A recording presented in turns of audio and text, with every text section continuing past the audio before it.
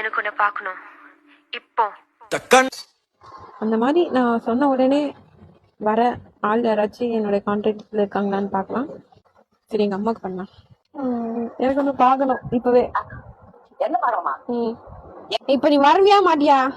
பைத்தியா மாட்டேன். இப்பவே பார்க்க முடியாதா? சரி. ஹலோ, சொல்லுமா. அப்பா எனக்கு ஒண்ணு பார்க்கணும் இப்பவே. ஆமா, வரியா? வரமா நீ கிளம்பிட்டு சொல்ல.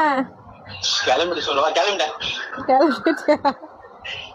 போய் சொல்லாத. கிளம்பிட்டமா பக்கா போறேன்.